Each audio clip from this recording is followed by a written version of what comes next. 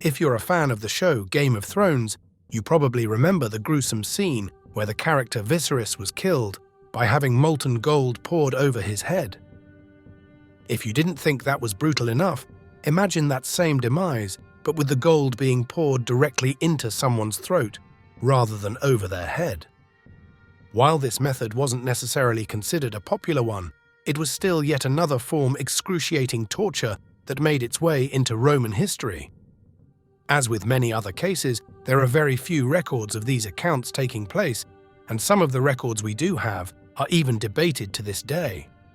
However, enough was recorded for us to get an idea on who this type of punishment reserved for and what it may have looked like. I'm sure this goes without saying, but we will be covering some pretty graphic details in this video, so viewer discretion is advised. Otherwise, sit back, relax, and let's explore the brutal details of death by molten gold in the throat.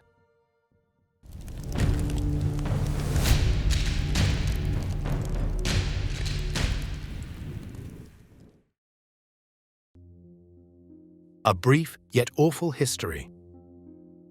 First and foremost, we should clarify that the actual use of gold for this punishment was typically only reserved in special cases. Gold was an expensive resource and asset to the Romans, so they wouldn't have used it for such a purpose on such a large scale. Rather, it was more common for them to use lead, as it was still easy to melt down, and it was much more plentiful and inexpensive to use. In fact, Constantine the Great enforced a law that listed this exact punishment. To paraphrase, the law stated that if a nurse who is in charge of caring for slave women and girls allows them to be captured and assaulted by another man, she could be punished by having molten lead poured down her throat. As Rome's first Christian emperor, Constantine claimed to highly value purity, so he felt it was only appropriate that such a horrific crime should be met with an equally horrific punishment. However, as we mentioned previously, gold was used under some circumstances, although not necessarily by the Romans themselves, but we'll get to that shortly. Before we do though, let's examine what would actually happen to someone unfortunate enough to meet this fate. One would automatically assume that in such a circumstance, death would most likely occur as a result of suffocation or shock from severe burns. While these certainly would have been possibilities, as with crucifixion or impalement, there are actually many other factors that would have contributed to it. There are several reports that a Spanish governor met this fate in 1599, stating that the gold was poured down his throat until his bowels burst. In 2003, scientists conducted an experiment with an ethically obtained cow larynx to try to determine just how true these claims may have been. For this experiment, they positioned the larynx to stand upright and placed a ball of tissue paper at the bottom end to create a closing. They then melted roughly 750 grams of lead at 450 degrees C, or 842 degrees F, and began to slowly pour it into the larynx. Immediately, large amounts of steam began to produce at both ends, and the force of the steam managed to dislodge and expel the tissue paper. Within 10 seconds, the lead had rehardened, and the larynx was completely blocked. Based on the expulsion from the steam and the extensive tissue damage observed afterwards, the scientists determined that the ultimate cause of death would have most likely been organ rupture from the force of the steam combined with thermal damage to the lungs and other organs, and that death would have been immediate. However, they did state that in the rare event that death wasn't immediate, suffocation would have been the cause as a result of the quick hardening of the metal. Regardless of whether death was instantaneous or not, there's no denying that this would have been one of the worst execution methods to be sentenced to. But despite its horrific nature, there are some who believed that the symbolism behind it was worth more than its weight in gold. The debated death of General Crassus. One of the first real examples of gold being used for this punishment is associated with a figure that we have briefly discussed before, General Marcus Licinius Crassus. For those who may not remember, Crassus was a military general and political statesman. More specifically, he was the general in charge of defeating Spartacus and his rebel army, which he did successfully. Aside from this great victory from his perspective, Crassus also made a name for himself by becoming the richest man to ever live in Rome, and some even speculate that may even be considered the richest man to ever exist in history. Although we couldn't find an exact amount, there are some sources that estimate that at the time of his death, his net worth would have been anywhere between roughly 230 billion USD. Crassus gained the majority of his wealth through real estate, often selling land from conquered territories. Subsequently, much of his wealth also came from the capture and selling of slaves from these territories. While his endeavors may have been successful at first, they were also what ultimately led to his downfall. Crassus was part of what was considered the first triumvirate, which is a group of 3 men that hold equal power over a country or province. In this context, the first triumvirate consisted of Julius Caesar, Crassus, and Gnaeus Pompeius Magnus, otherwise known as Pompey the Great. All 3 men were considered to be powerful, well-respected generals of their time, and even though they were technically equals in this coalition, Crassus saw them more as competition rather than cohorts. As Caesar and Pompey made great advances throughout the Mediterranean, Crassus feared that their military victories would ultimately outshine his own and refused to let that happen. As a result, he made a bold move that ended in disaster for both the Roman army and himself. In 53 BCE, Crassus initiated an unprovoked attack on the territory of Parthia, known today as the Battle of Carrhae. Parthia was located further east in what is now modern-day Iran, and although they were technically considered to be an enemy of Rome, they posed no immediate threat at the time. Crassus believed that catching the Parthians off guard would lead to an easy victory for the strategically trained Roman army, but his endeavor proved to be much more difficult than he thought. For starters, the Roman army wasn't used to fighting in this territory, and they certainly weren't used to the scorching heat that they had to endure while being covered in heavy layers of armor. But their gravest mistake wasn't how much they underestimated their environment, but rather how much they underestimated their adversaries. The Parthians proved to be much better fighters than the Romans had anticipated, even under the pressure of being attacked without any warning. Specifically, the Parthians had an outstanding cavalry made up of cataphracts, or heavily armored horses and camels, which the Roman soldiers had never really encountered previously. Ultimately, the Parthians slaughtered almost all of Crassus's men, leaving roughly 20,000 Roman soldiers dead and 10,000 captured, with only roughly 5,000 managing to escape. The fate of Crassus in particular, however, is still debated to this day. The 2 main accounts that we have of the battle and the aftermath come hundreds of years later from the Greek historian Plutarch and the Roman historian Cassius Dio. In his work Roman History, Dio writes, "The Parthians, as some say, poured molten gold into Crassus's mouth in mockery, for though a man of vast wealth, he had set so great store by money as to pity those who could not support an enrolled legion from their own means, regarding them as poor men." Dio himself seems to speculate Crassus's death as a possible rumor, but considering the brutal nature of most ancient cultures, many have not ruled it out completely as a possibility. However, Plutarch's account makes no mention of this, and instead states that his head was removed, paraded around the king's court, and was even used as a prop during a performance for the king's son's wedding. While it cannot be proven, some have even speculated the possibility of both accounts being true, claiming that the Parthians possibly filled his mouth with gold after he was beheaded and used it as a prop to further mock him and degrade his body. We may never know exactly how Crassus met his end, but we do know that the life and death of Crassus is an early example of the consequences of letting greed motivate ambition. But as we often see, history always has a funny way of repeating itself.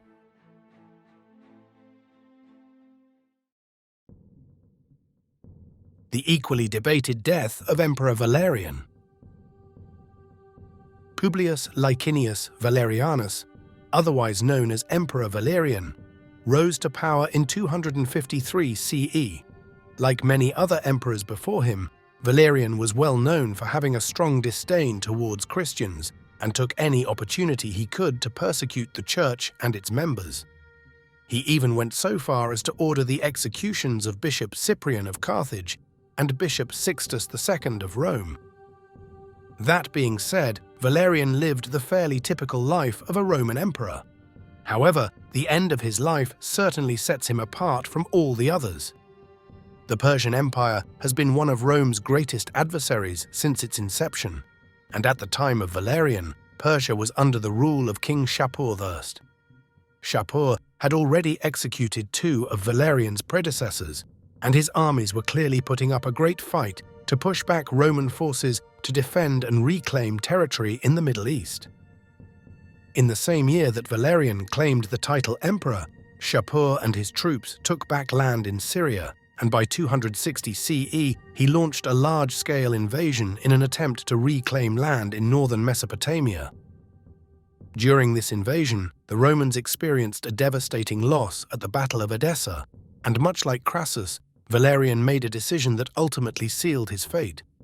Following the loss at Edessa, Valerian sent word to Shapur that he wanted to negotiate peace, and his men returned, stating that Shapur wanted to discuss these terms further in person.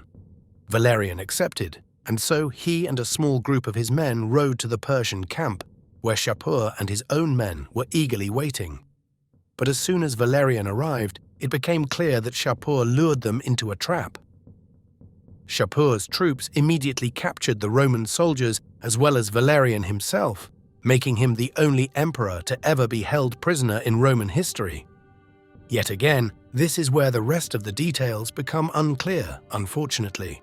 The Battle of Edessa was a devastating loss for the Romans, so it's believed that they did not keep many records of this battle due to the embarrassment they faced.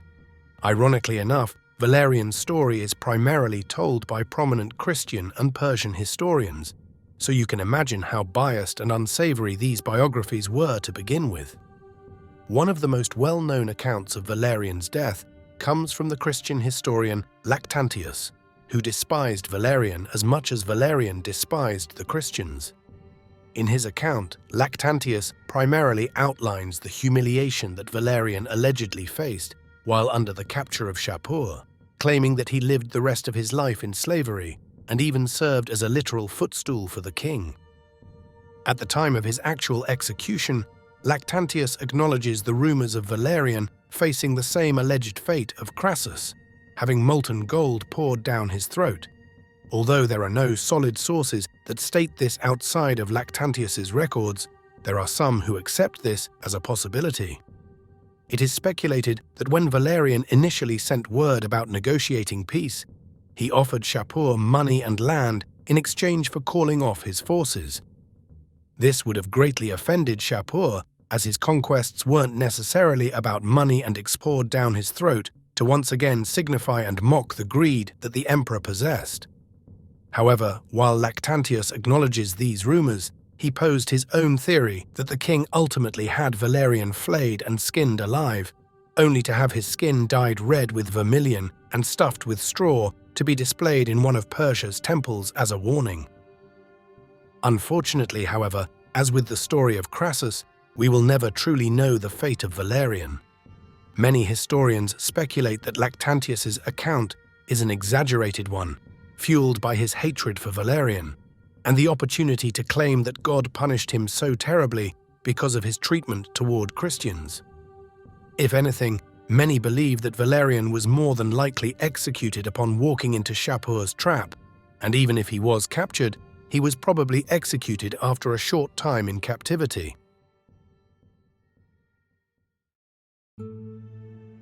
The more likely death of Manius Aquillius. In terms of Roman history, there is at least one confirmed case of a man being killed by having molten gold poured down his throat, and it is believed that his story is what inspired the rumors behind the deaths of Crassus and Valerian. Manius Aquillius was a Roman general who also earned the title of consul in 101 BCE. He was primarily responsible for overseeing the territories in what was known as Asia Minor, where King Mithridates VI of Pontus had recently ordered his son-in-law to take the province of Cappadocia, and where he took the province of Bithynia later on himself. Following pleas from the king of Bithynia, Aquillius was ordered to go to these provinces and order Mithridates VI to stand down, as well as restore power back to the rightful kings. Upon giving his orders, Mithridates VI agreed to these terms with very little pushback, and for the most part, he was willing to divert his attention elsewhere without further conflict from the Romans. But unfortunately, Aquillius had other plans behind the scenes. Once Mithridates' forces were removed, Aquillius decided to take things further. Naturally, because the Romans used their own resources to help the kings of Cappadocia and Bithynia, they were now considered to be in debt to the Romans and now owed them money for the resources they used. Aquillius, however, made his own decision to offer the kings another way to repay this debt. He encouraged them to turn on Mithridates completely, saying that if they invaded Pontus, they could wipe away their debts with the land and resources they acquired should they be successful. The king of Cappadocia refused, but the king of Bithynia ultimately agreed, probably because it was his pleas for help that the Romans responded to. Subsequently, the forces of Bithynia invaded western Pontus and even managed to block their ships from leaving port. Unsurprisingly, Mithridates was furious, but he wasn't immediately aware of the fact that it was the Romans' doing. He sent one of his generals to meet with Roman officials to discuss this attack, but the Romans ignored these requests, sending the general back with nothing. In response, Mithridates VI sent his son to invade the territory of Cappadocia once again, hoping that this would gain the attention of Roman officials and encourage them to reconsider. He sent his general to discuss these terms again, but this time the general was arrested and returned to Pontus, and they were instructed to never enter Roman territory again. This was the final straw for Mithridates, and it marked the start of the First Mithridatic War. A Greek historian with Roman citizenship named Appian recorded these accounts years later in his work The Mithridatic Wars. It is in these works that he also outlines the gruesome fate that awaited Aquillius. In 89 BCE, as the war waged on and it became clear that Mithridates' armies were much more powerful than once thought, Aquillius attempted to flee several times. In the eyes of both the Roman Senate and Mithridates VI, Aquillius was the root cause for starting this unprovoked war, and he knew that there wasn't much anyone could or even would do to save him. So as far as he was concerned, running was his best option. He eventually made it to the island of Lesbos in Greece, but it was very short-lived. The citizens of the island knew of the war that was going on, and they were also aware that Aquillius was a very wanted man. The people of Lesbos wanted nothing to do with the war at hand, nor anything to do with the wrath of Mithridates they risked facing if they chose to hide Aquillius. In the end, they ultimately handed Aquillius over to Mithridates, and, as they say, the rest is history. As with the other stories, Mithridates decided to execute Aquillius with molten gold for one particular reason: to mock his greed. The fact of the matter is, the war would have never even started if it wasn't for Aquillius bribing the kings and essentially forcing them to attack. Because of him and his conquest for money and power, many lives were unnecessarily lost on both sides, and so were many resources that could have been used for infrastructure, trade, or other more prosperous projects. So when you consider just how much was truly decimated as a result of his singular actions, it almost seems appropriate for him to experience punishment on such a harsh scale. That being said, it's easy to see why any historian would use the story of Aquillius as inspiration for the possible demise of those after him, especially when they seem to share the same greedy ambitions. Conclusion. While the sentence of death by molten gold or lead wasn't a common one, the fact that it existed at all shows just how dark our human nature can be, even if it's technically in the name of justice. If there's one thing we've learned so far while doing research for this channel, it's the fact that the Romans were clearly as passionate about their ideas of justice as they were about their quests for power. Respectively, the Romans have also proven the age-old saying that not everything that glitters is gold, but if you're greedy enough to try to take it anyway, the gold that you seek just may end up being your cause of death. We'd love to hear your thoughts and theories on the stories we've discussed down below. Do you believe Crassus and Valerian met the same fate as Aquillius, or do you believe in the alternate theories posed? Do you have your own theories as to what happened? Let us know what you think. As always, we hope you enjoyed this video, and we can't wait for you to join us for the next one. Until then, stay safe out there, and keep conquering with the power of knowledge.